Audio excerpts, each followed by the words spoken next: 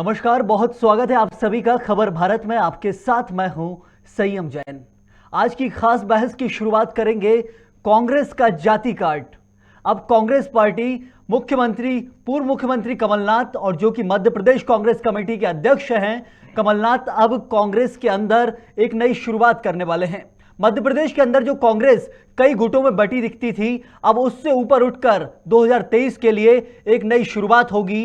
Bhajpa party पिछड़ा वर्ग हो या आदिवासी वर्ग हो, एक बड़े बड़े सम्मेलनों के साथ उनकी अगुवाई करती है, उनको अपनी तरफ खींचती है। क्या कांग्रेस भी उसी राह पर चल पड़ी है? सबसे बड़ा सवाल यही है। देखिए एक विशेष रिपोर्ट। कमलनाथ ने 2018 के चुनाव में जिस तरह से जीत हासिल की थी, उसमें कमलनाथ का हाथ मध्य प्रदेश कांग्रेस के साथ मिलते ही जो कांग्रेस के वोट बैंक में उछाल आया, वो जाति धर्म संप्रदायों से ऊपर था, जिसमें 15 सालों के भाजपा के शासन के बाद कांग्रेस के राज में लोग एक नए चेहरे से नई उम्मीद कर रहे थे। वहीं कमलनाथ के मुख्यमंत्री बनने में जातिगत वोट बैंक का साथ कमलनाथ को नहीं मिला था, लेकिन अब 23 के चुनाव में कमलनाथ उस पिछड़े वर्ग को साधने का कोई मौका नहीं छोड़ना चाहते, जिसको लेकर भाजपा ने पहले से ही कमर कस ली है। पूर्व मुख्यमंत्री और मध्य प्रदेश कांग्रेस के अध्यक्ष कमलनाथ को यह लगने लगा है कि जमीनी स्तर से पार्टी को मजबूत करने के लिए शायद अब जातिगत कार्ड खेलकर एक परमानेंट वोट बैंक बनाने की कोशिश ही कांग्रेस को एक नई ऊंचाइयों तक पहुंचा दे। और इसलिए अब कमलनाथ 15 फरवरी को पिछड़े वर्ग के कार्यक्रम में शामिल होने के बाद 16 फरवरी को रविदास जयंती के चलते सागर में एक जनसभा को भी संबोधित करेंगे। कमलनाथ जी के लिए ये जो ध्रुवीकरण का पूरा फॉर्मूला है, कुछ नया नहीं है। 84 में तो सुप्रीम कोर्ट खुद पूछ रहा है कि कमलनाथ जी की क्या भूमिका थी, किस तरीके से उन्होंने सिखों को टारगेट कर करके टायर और अलग अलग माध्यम से प्रताड़ित करने का काम किया है। उस पर कमलनाथ जी स्पष्टीकरण नहीं देते। और दूसरा, 2018 चुनाव के ऐन पहले हमने देखा था कि बंद कमरे में कमलनाथ जी किस तरीके से गिड़गिड़ा के कह रहे थे कि अगर 90% मुसलमानों ने वोट नहीं दिया तो कांग्रेस पार्टी जो है वो खतरे में आ जाएगी। ये कांग्रेस का जो जातिगत समीकरण का जो पूरा कार्ड है, इसका हश्र भी बिल्कुल उसी प्रकार से होगा जो घर घर चलो अभियान कमलनाथ जी का, जिसमें चलो चलो कर दिया कांग्रेस के ही कार्यकर्ताओं ने। क्योंकि देश और प्रदेश की जनता आज जाति के आधार पर नहीं, विकास के आधार पर आगे बढ़ना चाहती है। आरएसएस ने जो है अलग अलग जातियों पर देश की जो है 70 किताबें छापी हैं। तस्वीर दे दूंगा मैं। ये तो बांट ही रहे हैं, बांटने का साहित्य भी पैदा कर रहे हैं उनका। और दूसरी चीज़ जो है, भारतीय जनता पार्टी से हमें कुछ सीखना नहीं है, जिनका पूरा इतिहास ही बांटो अभियान में चल रहा है। ये जो है सिंहस्थ जैसी और जो कुंभ जैसे जो महास्नान होते हैं, जिनमें पूरे देश को एक करने की चेतना समाहित होती है, उन तक को इनने विभाजित किया। वहाँ पर भी जो है इनने जो है दलित संतों के लिए अलग से नहाने की व्यवस्था की थी।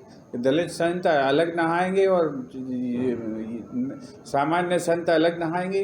और हमारे जो कार्यक्रम हो रहे हैं वो इसलिए हो रहे हैं कि हमारी सरकार ने इन समाजों के हित में जो कल्याणकारी काम किए हैं, कमलनाथ जी की सरकार ने, लोग उनका आभार व्यक्त करना चाहते हैं। 2023 के लिए कांग्रेस पार्टी कोई रिस्क नहीं लेना चाहती और यही कारण है कि कमलनाथ अब पिछली बार की तरह 3-4 गुटों के वोट बैंक को मिलाकर सरकार नहीं बनाना चाहते, क्योंकि गुटबाजी को मिलाकर बनी 14 महीने की कमलनाथ सरकार में महत्वाकांक्षाओं के अतिरेक ने कांग्रेस की सरकार को धड़ाम से गिरा दिया था। और अब कमलनाथ अपने दम पर धर्म, जाति, लिंग, वंश, संप्रदाय सब कुछ मिलाकर भी सरकार बनाने में कोई कसर नहीं छोड़ना चाहते। तो देखा आपने कैसी सरकार कमलनाथ की जो सरकार थी 14 महीने की, गुटों से मिलकर बनी थी और उसी में एक बड़ा धोखा हो गया था, जिसके बाद सरकार धड़ाम से गिर गई। लेकिन इस बार कमलनाथ कोई रिस्क नहीं लेना चाहते, वो सब कुछ करना चाहते हैं जिसको लेकर सरकार पूरे तरह से 5 साल चल सके। और उससे पहले हासिल करना होगा वो वोट बैंक जिसके जरिए सत्ता में कांग्रेस पार्टी दोबारा 2023 में बैठ पाएगी। इसी पर खास चर्चा के लिए हमारे साथ स्टूडियो से ब्रजभूषण नाथ, नेता कांग्रेस, जुड़े हुए हैं। बहुत स्वागत करता हूं आपका ब्रजभूषण जी। साथ ही बीजेपी से हमारे साथ डॉक्टर संवर पटेल जुड़े हुए हैं। संवर जी, बहुत स्वागत है आपका इस खास चर्चा में। शुरुआत ब्रजभूषण जी आप ही से करूंगा। अब आखिर तरकीब बदलनी पड़ेगी कांग्रेस को, मतलब जो गुटों के नाम से मध्य प्रदेश के अंदर प्रसिद्ध थे, कमलनाथ गुट, दिग्विजय गुट, सिंधिया गुट, एक गुट से धोखा मिला, सरकार गिर गई। मतलब सीधा सा बात है कि जो उत्तर प्रदेश में चलता था जातिगत अब क्या मध्य प्रदेश में उछाल आएगा क्या? संयम जी, तो मतलब आपने इस बात को मान लिया कि उत्तर प्रदेश में जातिगत काट चलते हैं। बिल्कुल। ठीक है। कांग्रेस पार्टी जब से देश आज़ाद हुआ है, आपने देखा होगा कि सबके साथ सबके विकास के साथ और सभी धर्मों को लेके कांग्रेस इस देश में राज किया और इस देश में इस सत्ता का काम करके उस देश में विकास के कार्य किए। और आज जो देश में जो बिकवाली चल रही है वो कांग्रेस के शासनकाल में जो उपलब्धियां थी उसकी बिकवाली चल रही है भारतीय जनता पार्टी के शासन में। जातिगत समीकरण में भी मैं बता दूं संयम जी कि जाति की जो बातें हैं लगातार आप देखते जाइए कि आदिवासी से लेके आज बिरसा मुंडा भगवान और तंटिया मामा भगवान, ये भारतीय जनता पार्टी के लिए अभी हुए, कांग्रेस पार्टी के लिए सब सम्मानीय पहले से ही रहे हैं।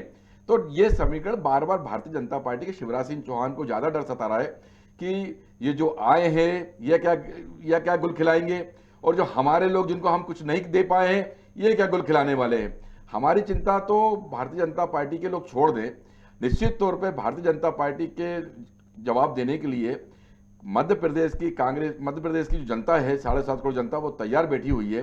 महंगाई, बेरोजगारी, शिक्षा में स्तर खराब, बलात्कार में आप मध्य प्रदेश का लगातार नाम रोशन करते जाइए और मध्य प्रदेश की जनता शांत बैठती है और ये वोट के टाइम पे एक ईवीएम का बटन दबा के बदला लेती है।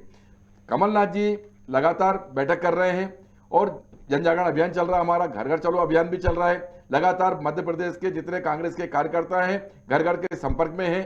अब पिछड़ा वर्ग के जो नेता हैं मध्य प्रदेश के, आदिवासी के जो नेता हैं, पाटीदार समाज के भी नेता हैं, भारतीय जनता पार्टी तो इन्हीं नेताओं को टिकट देती है। अगर हम एक कार्यक्रम कर रहे हैं और आभार व्यक्त करना चाहते हैं और बताना चाहते हैं कि लेकिन ब्रज जी सवाल यही उठता है कि जो कांग्रेस पार्टी है उसमें पहले 3 गुट 4 गुट ऐसे होते थे और ये कहा जाता था कि सब अपने अपने क्षेत्र से विधायकों को यदि ले आए तो भोपाल के अंदर सरकार बन जाएगी, और बनी भी। कमलनाथ ने 10 महीने पहले ही चार्ज संभाला कांग्रेस पार्टी का और सरकार बना के भी दिखा दी। अब कैसे सरकार बनाने के लिए कमलनाथ को स्ट्रेटेजी बदलना पड़ गई है? ये संयम जी, आपको लग रहा है कि स्ट्रेटेजी बदल गई है, लेकिन मध्य प्रदेश में लगातार बैठकें चल रही हैं कांग्रेस कमेटी और कमलनाथ जी जो मध्य प्रदेश कांग्रेस कमेटी के अध्यक्ष हैं और लगातार अपने स्तर पर लगातार बैठक कर रहे हैं, लोगों से संपर्क में हैं और जो लोगों का फीडबैक आता है उसके हिसाब से मध्य प्रदेश कांग्रेस कमेटी के अध्यक्ष सबकी बात सुनकर और सब नेताओं को साथ कर सब बात करते हैं। रही बात गुटबाजी की, जो आप नाम ले रहे थे कि दिग्विजय सिंह गुट, पचौरी जी गुट और कमलनाथ जी गुट, अजय सिंह राहुल गुट, तो मध्य प्रदेश में कैलाश विजयवर्गीय गुट प्रसिद्धि नहीं है, लेकिन ब्रजभूषण जी प्रसिद्धि नहीं है। मिश्रा ग्रुप, नरेंद्र सिंह तोमर जी का गुट, ये मध्य प्रदेश में बाबूलाल गौर का गुट, उमा भारती का गुट तो ऐसा गुट है कि एक तरफ बिठा ठिकाने लगा दिया उमा भारती जी को शिवराज सिंह चौहान ने 15 साल के अंदर। 15 साल मध्य प्रदेश में प्रवेश नहीं लेंगे। और आपको संयम से बता दूं कि ये वही उमा भारती जी हैं जिन्होंने जय श्री राम के साथ पूरे मध्य प्रदेश में, पूरे देश में राम मंदिर का आंदोलन चलाया और राम मंदिर आंदोलन चलाने के बाद सबसे ज्यादा सीट, सबसे ज्यादा मेहनत करके, रात दिन पूरे मध्य प्रदेश में मेहनत करके उमा भारती की वजह से आज शिवराज सिंह चौहान जी पुड़ी खा रहे हैं, खीर खा रहे हैं, हलवा खा रहे हैं। और उमा भारती के साथ क्या क्या किया शिवराज सिंह चौहान जी ने?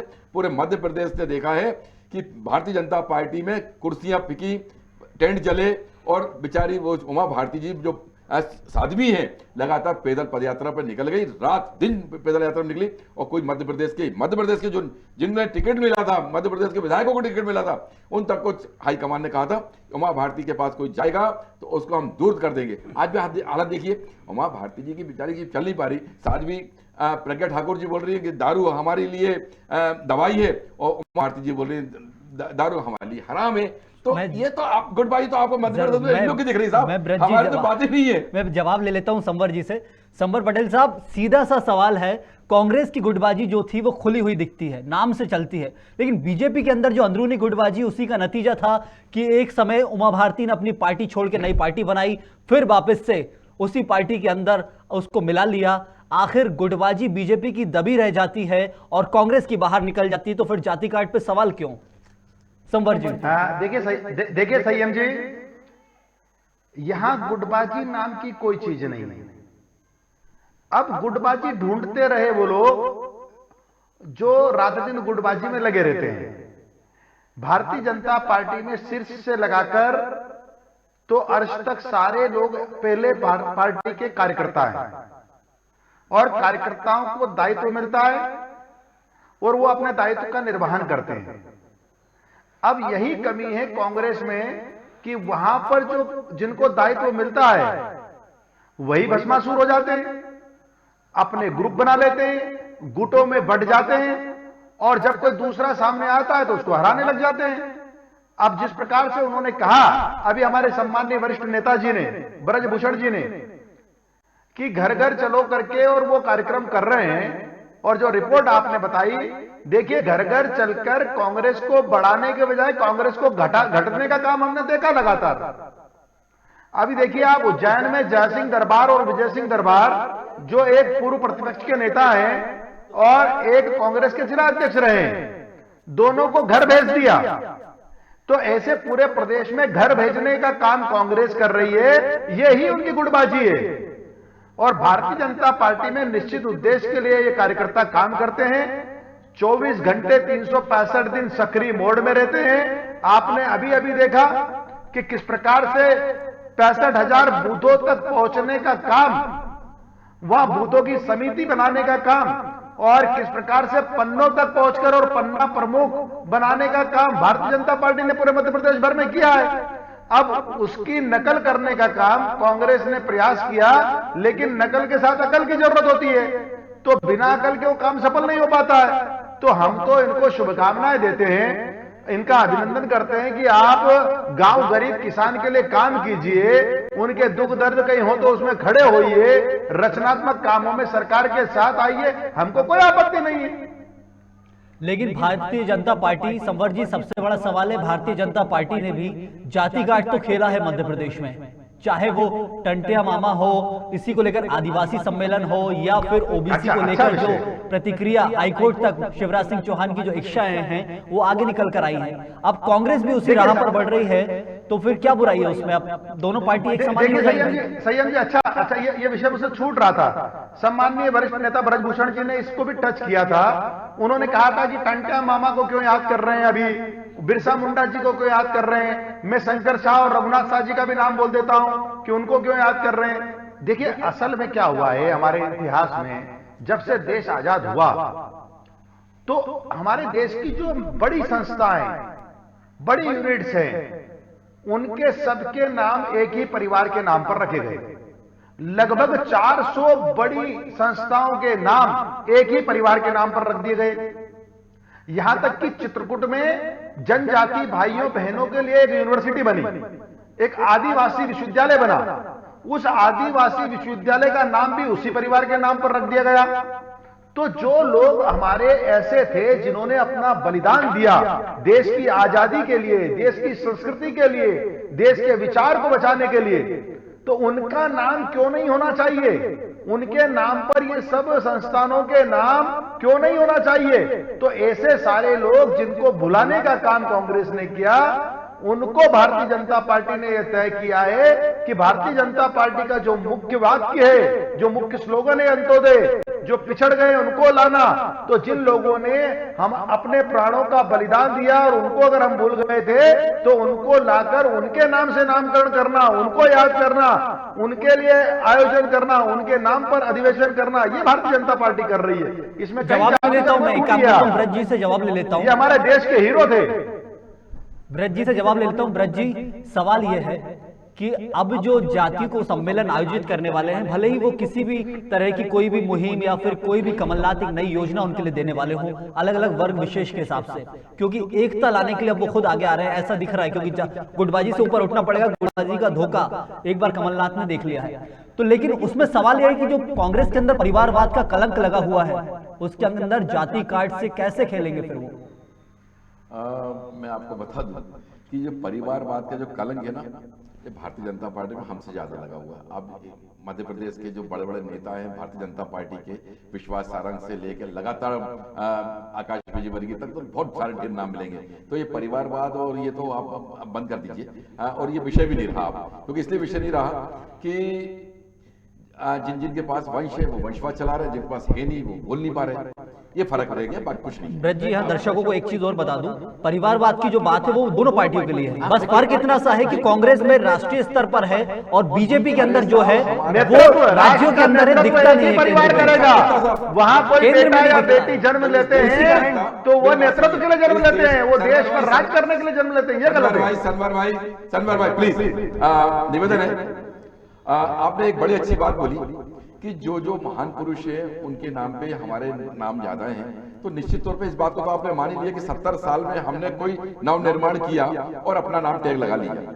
हमारा भी आपसे निवेदन है, एक बुलेट ट्रेन के लिए नरेंद्र मोदी ने उद्घाटन किया था, तो योगी और मोदी जी के बुलेट ट्रेन के नाम से चलवा दीजिए एक बार, लेकिन वो पटरी तक बनवा नहीं पा रहे आप लोग। देखिए, बात बोलने में बहुत अच्छी लगती है, हम ये कह रहे हैं कि पूरे हिंदुस्तान के नाम बदल दीजिए, लेकिन नए रोजगार के उपलब्ध कराइए साधन, जहां बड़े बड़े उद्योग लगाइए, अटल बिहारी वाजपेयी के नाम से करिए, उमा भारती जी के नाम से करिए, शिवराज सिंह चौहान जी के नाम से करिए, सरदार पटेल जी आपके जिंदा रहते आपके नाम से भी करिए, लेकिन नया नव निर्माण करिए। आप पुताई करके और बिल्डिंग पे नई पुताई करके अंदर वैसे रह जाए और नाम बदलने से ये देश आपको याद नहीं कर रहा। संबर जी कुछ कहना चाहते हैं? जी संबर पटेल, आप बोल दीजिए संबर भाई।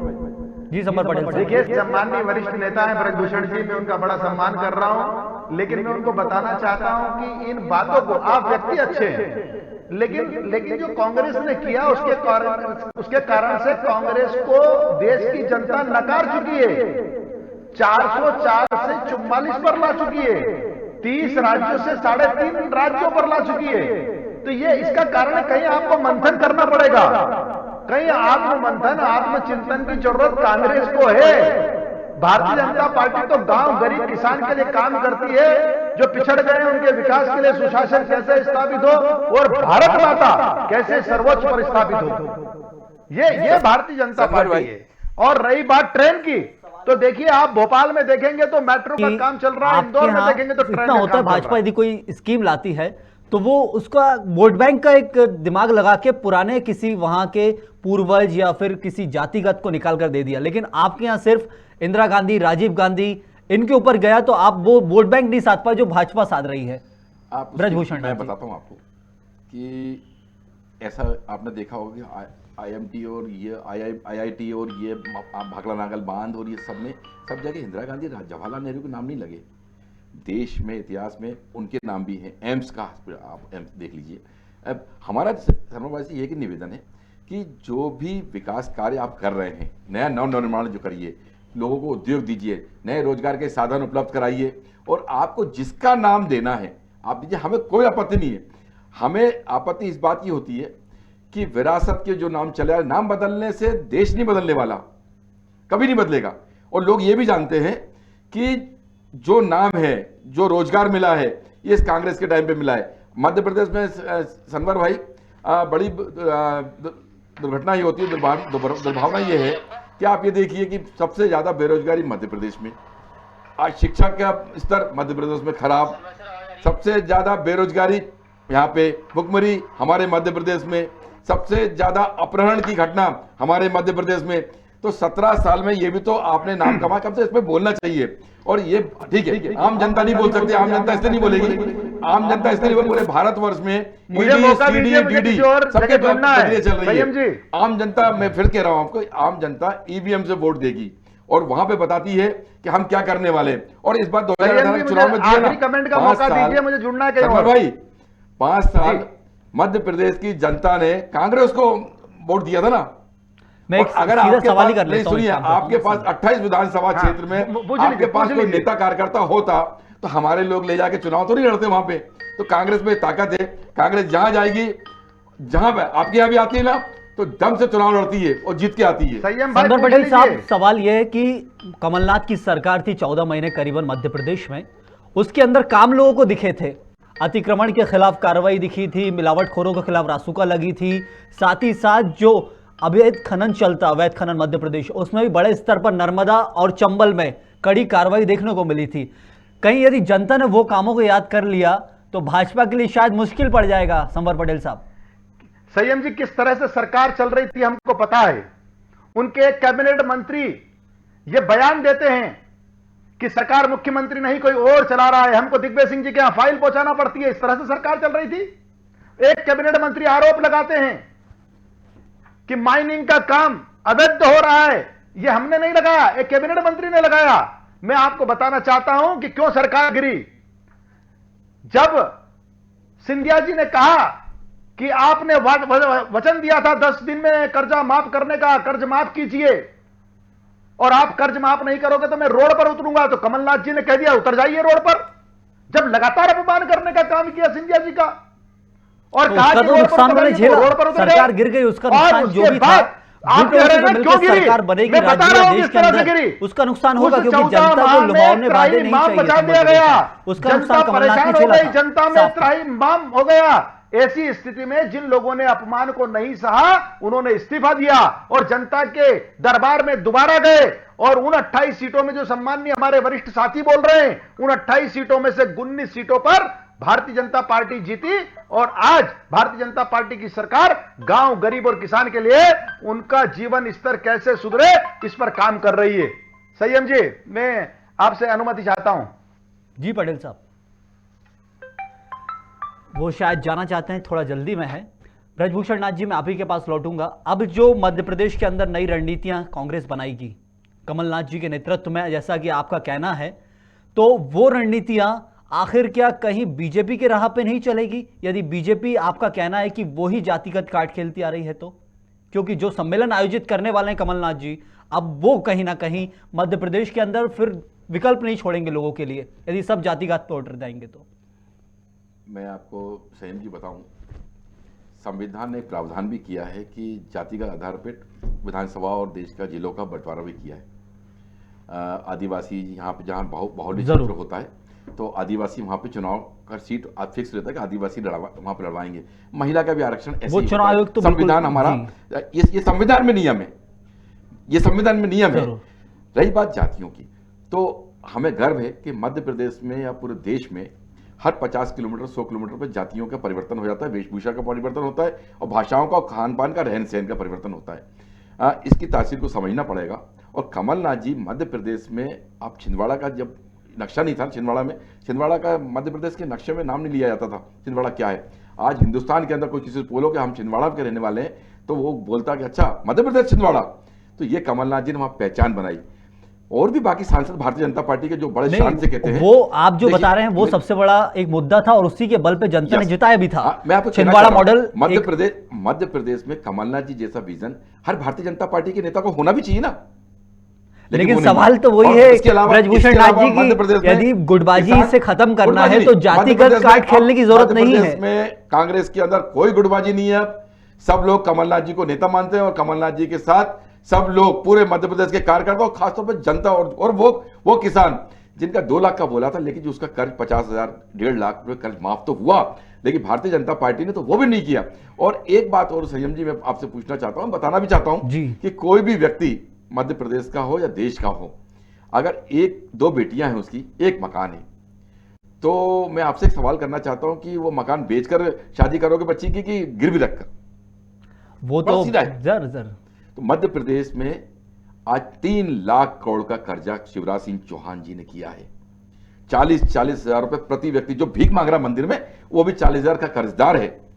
मध्य प्रदेश में शिवराज सिंह चौहान जी को लुभावने भाषण के अलावा मध्य प्रदेश में रोजगार और उद्योग की स्थापना करनी चाहिए, जो 17 साल में केवल गुमराह कर रहे हैं जनता को, और इसके अलावा इनके पास कोई काम नहीं। और जनता ये देख भी रही है कि जो जनता के जो बच्चे बड़े हो रहे हैं, आज बेरोजगारी के लिए दर ठोकरें खा रहे हैं, और पलायन कर गुजरात, दिल्ली और कर्नाटक और तमिलनाडु जा रहे हैं। तो फिर ब्रजभूषण जी, उसे मुद्दा बनाकर कांग्रेस सरकार क्यों नहीं बना पाई 15 साल में, और एक बार बनाने की कोशिश की तो नींव कमजोर थी, ये आप भी मानते हैं, जब भी सरकार गिर गई। जनता रोड पे आ रही है और कांग्रेस के कार्यकर्ताओं के साथ खड़ी है। मतलब इस बार आपका कहना है कि निश्चित तौर पर आपकी सरकार, मैं आपसे कह रहा हूं कि इस बार कांग्रेस के कार्यकर्ता और नेताओं के साथ मध्य प्रदेश की पूरी वो भुगतभोगी जनता है, जो कोरोना काल में रेमडेसिविर के लिए मारी फिरी है, जिनके परिवार 40-40 लाख रुपए देके ऊपर चले गए, वो सब इस बार बदला जरूर लेंगे, और शिवराज सिंह चौहान जी के एक मंत्रियों से और एक नेताओं से लेंगे।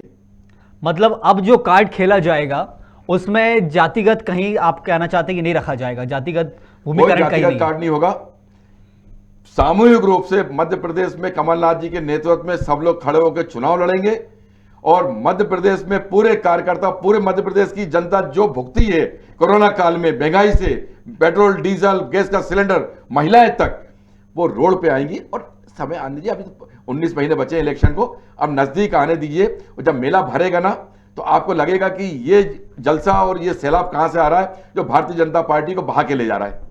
एक जातिगत कार्ड की हम बात कर रहे हैं, दर्शकों को बताते चलें कि मध्य प्रदेश के अंदर मुख्यमंत्री, पूर्व मुख्यमंत्री कमलनाथ जो थे, उन्होंने अभी अभी एक नया ऐलान किया आज के दिन की 15 फरवरी को भोपाल के अंदर पिछड़ा वर्ग आयोग, पिछड़ा वर्ग की एक नई कार्यक्रम में वो शामिल होंगे। और साथ ही साथ सागर के अंदर भी 16 फरवरी को रविदास जयंती के मौके पर वो एक नई शुरुआत करने वाले हैं कांग्रेस के साथ। हमारे साथ ब्रजभूषण नाथ कांग्रेस के नेता जुड़े हुए थे, उनका मैं बहुत शुक्रिया अदा करूंगा।